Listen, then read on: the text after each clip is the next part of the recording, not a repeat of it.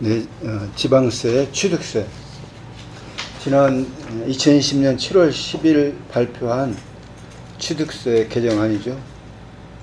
시행은 8월 12일, 2020년 8월 12일 시행입니다. 7월 10일 발표. 그래서 현재 기존에 이 발표가 있기 전에 취득세를 간단하게 살펴보면은 6억 주택에 대해서 주택은 6억 이하가 1%고 9억까지는 3%까지 채차 이렇게 금액에 따라서 조금씩 취득세가 달라지죠. 그리고 9억이 넘는 것은 3%. 그리고 4주택 이상은 4%였죠. 4주택 이상은 4%. 그래서 이것은 지방세법 11조에 보면은 부동산 취득세율이 나오는데 간단하게 보도록 하죠. 상속은 농지가 1000분의 23. 이게 보통 세율은 100분율로 나오는데 지방세에서는 1000분율이 많이 나오죠. 왜냐하면 이것은 이제 어떤 계약금액 그 자체에 대해서 매길 때는 그냥 1000분율로 한다고 그러죠. 그리고 두 번째 중요한 것이 무상취득인데 무상은 증여를 생각할 수가 있죠. 이것이 3.5% 이렇게 되죠. 3.5%. 그리고 세 번째 원시취득도 이거 알고 있어야 돼요. 원시취득은 2.8%. 2.8%. 또 6번에 보면 합유하고 총유의 개념이 있는데 합유하고 총유의 개념은 우리가 다음에 민법을 할 때 보면 되고 그때 분할할 때는 2.3%가 된다 얘기죠. 그리고 7번이 이제 우리가 하는 거하고 가장 관련이 있는 건데 7번 그 밖의 원인으로 지금 위에까지 보면은 매매가 안 나왔죠. 그 밖의 원인으로 인한 취득 여러 가지가 있을 수 있는데 매매가 여기 포함되는 거죠. 농지는 3%, 농지외는 4% 이렇게 돼 있죠. 농지외는 4%. 근데 8번에 보면은 금방 농지외의 4%를 불구하고 유상으로 돈을 주고 사는 주택에 대해서는 아래와 같이 우리가 처음에 살펴본 1%부터 3% 이런 식으로 적용한다 그 내용이죠.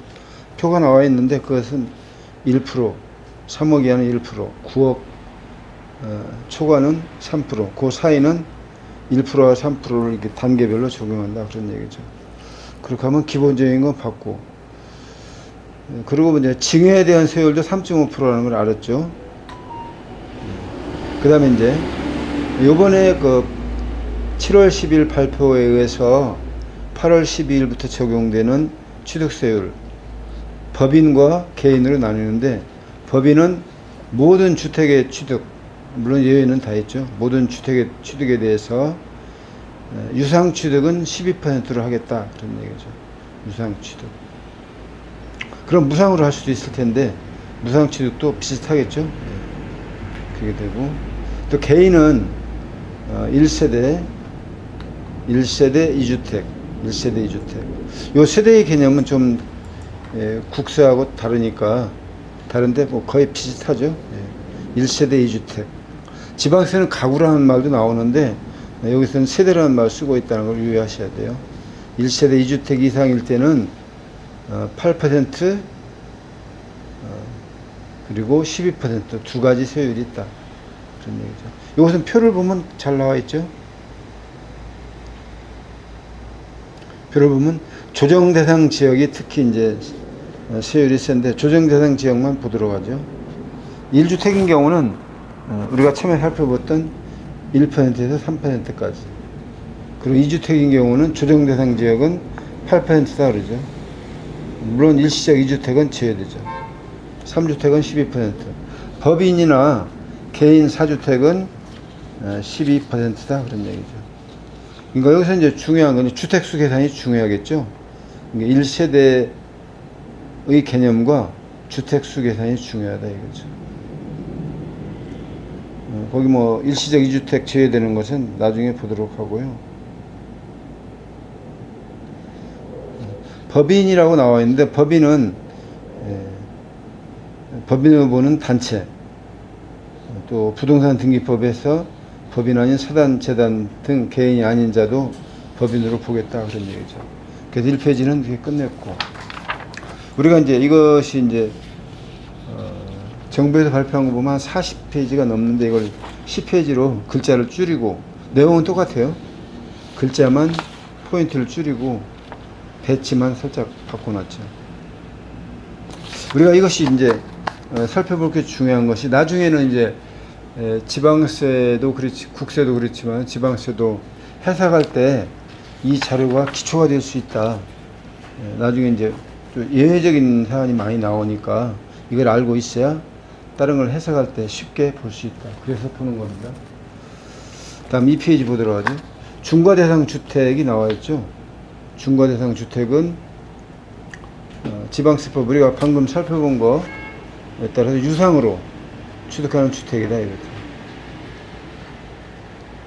근데 그 표에서 네모에서 중요한 게, 주택의 공유 지분만 일부 사거나 땅만 살 때, 땅은 주택이 아니잖아요. 땅만 살 때도 주택을 소유하는 것으로 본다. 이렇게 되죠. 그 두 번째, 중과 제외주택 한두 가지만 보도록 하죠. 공시가격 1억 미만인 주택은 중과를 하지 않는다. 공시가격 1억 미만 주택. 그리고 뭐 농어촌 주택 뭐 이런 것들 이렇게 보도록 하고, 그 밑으로 쭉 2페이지 쭉 밑에 내려가면 끝에서 네 번째 줄, 사칙성 재산은 취득세율이 8%죠. 그러니까 고급주택이나 별장 이런 것들은 8%인데, 이 8%를 유예 취득세율에다가, 주택에 해당되면은 취득세율에다가 8%를 다시 얹겠다 그런 얘기죠. 엄청나게 높아지죠. 그리고 그러면 유상을 안 하고 무상으로 할 수 있는데, 증여를 했을 경우에는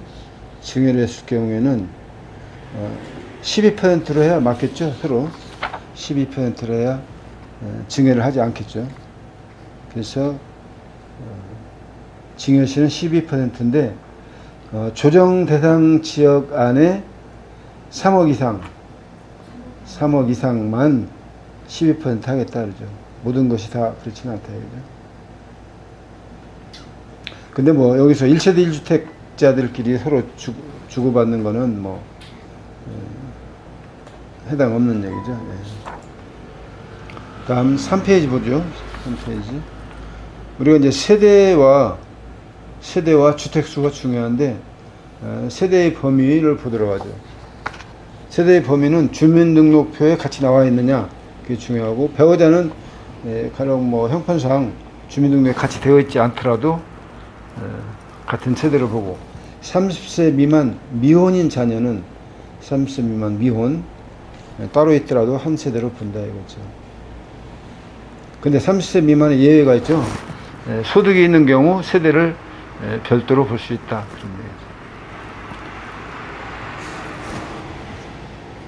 세대는 그 정도로 보고, 세대에 대한 소득은 그 중간에 표에 나와 있죠. 기준 중위소득 40%. 그래서 1인 가구 보면은 70만 2,878원이죠. 70만 2,878원. 그리고 세대는 그 정도만 할 수 있을 걸로 보이고, 주택수 산정을 보도록 하죠. 주택수 산정. 주택수가 원칙을 알고 있어야 되는데, 국내에 소유하는 주택이다 이거죠. 국내에 소유하는 주택. 그리고 조합원 입주권, 주택 분양권, 주거용 오피스텔도 주택수 산정에는 포함시키겠다 이거죠. 이거를 직접 세율을 8%, 12% 매기겠다는 건 아니고, 이 주택수는 일단 따지고 주택수에 따라서 그 세율을 적용하는데, 조합원 입주권, 주택 분양권은 물론 세율이 달라지죠. 그리고 밑에 신탁이 나오죠. 신탁을 한 경우에는 지난번에도 종합부동산세를 바꾼다고 이미 나와 있죠. 그래서 내년도부터는 신탁을 통한 종부세를 회피하는 것이 없어졌는데 취득세도 그럴 가능성이 높기 때문에 이번에 아예 이제 신탁도 그 방법에 살 수 없다. 그러니까 유탁자가 신탁을 해서 소유권을 수탁자에게 넘기더라도 그것은 유탁자의 주택수를 넣겠다. 그런 얘기죠. 그러니까 왜 그러냐면 유탁자가 본래의 소유자이기 때문이죠. 사실상의 소유자. 등기상 소유자는 수탁자가 되지만은 그래서 그런 거죠. 상속주택은 5년간 주택수에서 빼주겠다 그런 얘기죠. 상속주택 5년간.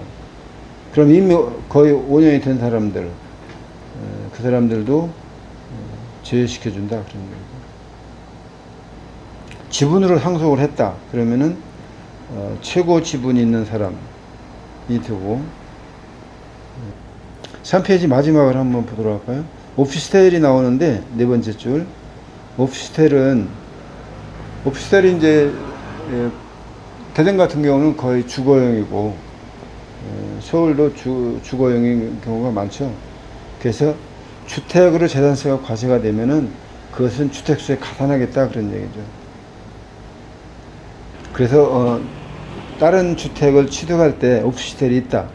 그러면 이것이 이미 주택분 재산세가 부과됐다. 그러면 주택수에 들어가는 거죠. 이건 뭐 재산세를 매겨주는 것에 따라서 달라지니까. 4쪽을 보도록 하죠.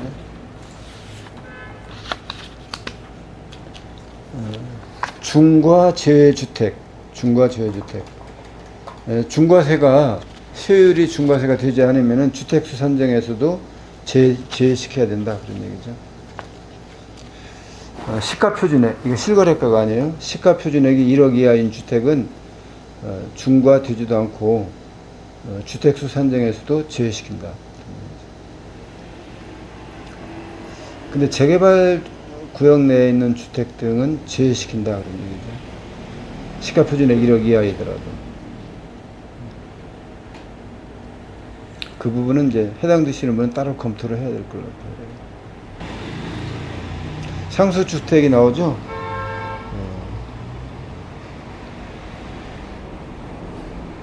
그러니까 시행일 이전에 이미 취득했다. 상속주택이 있다. 그러면은 시행일부터 다시 5년간은 주택수 산정에서 빼주겠다. 그런 얘기죠. 그러면 뭐 이미 5년, 10년 이상 된 주택도 빼주겠다 이렇게 봐야 되겠죠. 주택, 상속주택 등 주택이나 입주권, 분양권, 오피스텔을 얘기하는 거죠. 이미 5년, 10년이 지난 것도 앞으로 8월 10일부터 5년간은 주택수에서 빼주겠다 그런 얘기네요. 상속주택은 저가 오피스텔 저가 오피스텔도 빼주겠다 그런 얘기죠. 시가 표준액이 1억 이하인 오피스텔도 빼주겠다 그런 얘기고. 근데 여기서 지분만 취득할 수도 있죠. 일부 뭐 절반이라든가 뭐 5%를 취득한다든가 또는 뭐 토지만 취득하는 경우에도 그 기준은 그 1억이라는 시가 표준액 1억이라는 기준은 전체를 가지고 따지겠다 그런 얘기죠. 그리고 산정 방법 한번 보도록 하죠. 산정 방법에 보면은 주택 취득일 현재 취득하는 주택 지금 새로 사는 주택을 포함해서 1세대가 국내에 있는 국외는 빼고 국내에 있는 주택이나 입주권이나 분양권이나 오피스텔 수를 산정한다 그런 얘기죠. 내가 새로운 주택을 살 때 주택 등을 따져본다 이거죠. 그리고 조합원 입주권 이것이 준공이 돼서 주택을 취득할 수 있겠죠. 나중에는 결국 주택을 취득하게 되죠. 그런 경우에는 그 입주권이나 분양권 취득일 기준으로 해서 세대별 주택수를 산정한다. 즉 그냥 준공 떨어진 주택의 세대별 주택수를 산정한다 그런 얘기죠. 다시 하면 분양권을 취득하는 경우에는 분양 계약일이고 분양권을 뭐 사거나 뭐 징계를 받거나 기타 할 때는 계약서상의 잔금 지급이다. 아까 상속에 대해서 나왔었죠. 상속. 상속을 이제 여러 사람이 상속을 받았다. 그런 경우 지분이 가장 큰 사람을 먼저 하겠고, 지분이 동일한 사람이 많다 그러면은 그 주택에 거주하는 사람, 주택에 거주한다는 것은 주택과 오피스텔밖에 없겠죠.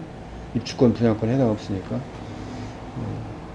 지분이 큰 사람, 또 거기에 거주하는 사람, 또 그것도 없다 그러면 연장자, 이 정도로 해당될 수 있겠죠. 예. 다음 5번째, 일시적 2주택이 나오죠. 일시적 2주택.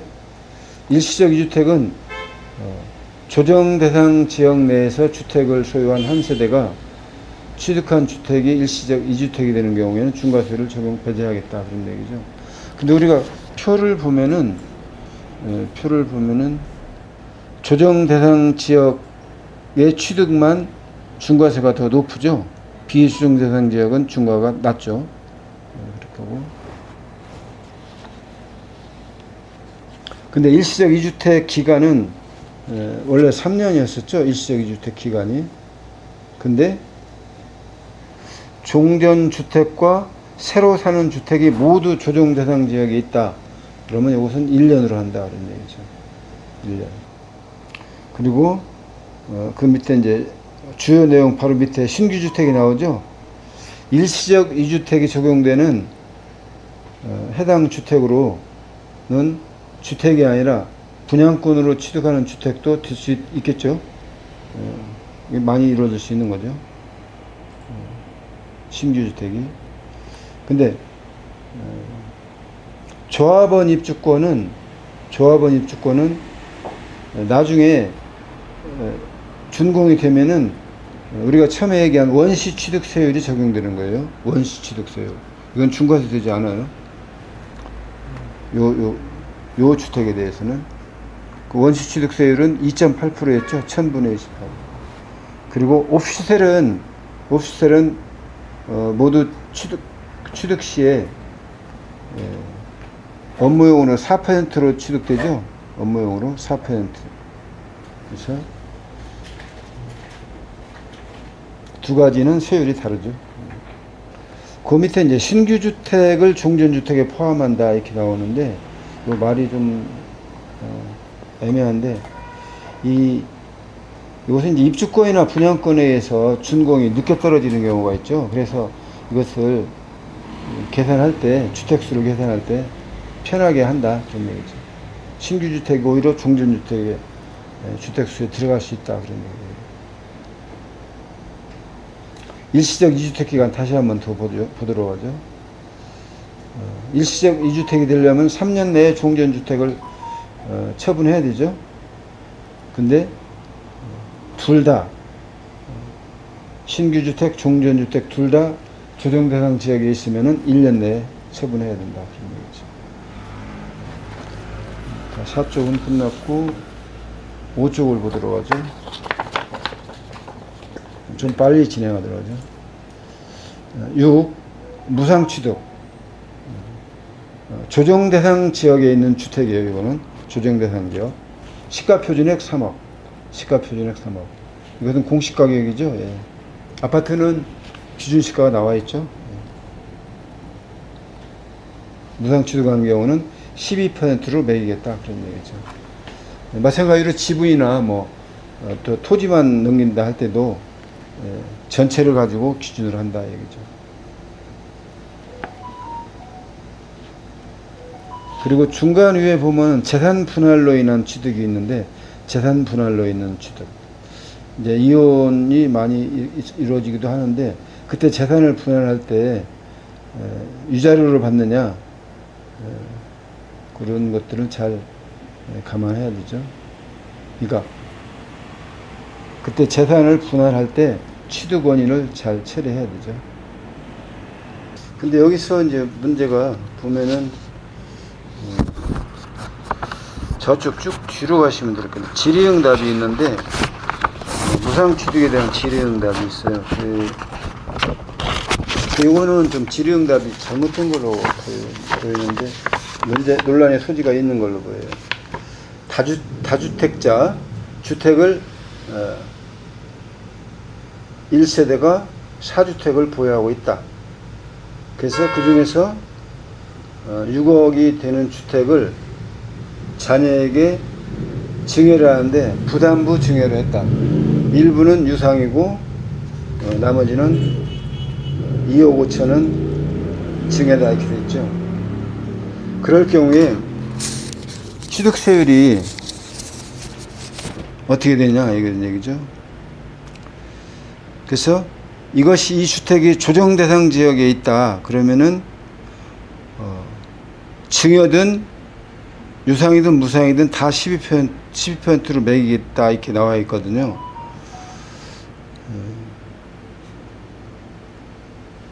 그리고 조정 대상 지역이 아닌 경우에는 유상으로 한 경우에는 12%, 나머지 무상 부분은 3.5%, 무상은 3.5%였죠? 제일 처음에. 무상 취득은 우리가 그 현행 아직 개정되기 전에도 3.5%였죠. 예. 그래서 이제 요렇게 된다 이거죠. 근데 여기 이제 여기가 좀 복잡한 문제가 이게 취득가 1세대를 구성하고 있는 자녀가 별도 세대거든요. 별도 세대 자녀에게 줬는데 이렇게 매기겠다. 조정 대상 지역은 다 12% 매기겠다 그런 얘기죠. 그래서 이 유상 부분은 좀 문제가 있을 걸로 보여요. 유상 부분. 증여는 유상을 회피하기 위해서 12%를 매기는 건 좋은데 유상 부분은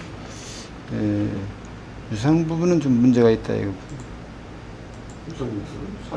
근데 세대를 구성하고 있는 자녀는 유상이니까 뭐 타인하고 같이 취급을 해야 될 걸로 보이는데 이것도 12%다 좀 문제가 있는 것 같아요. 거기까지만 보도록 하죠.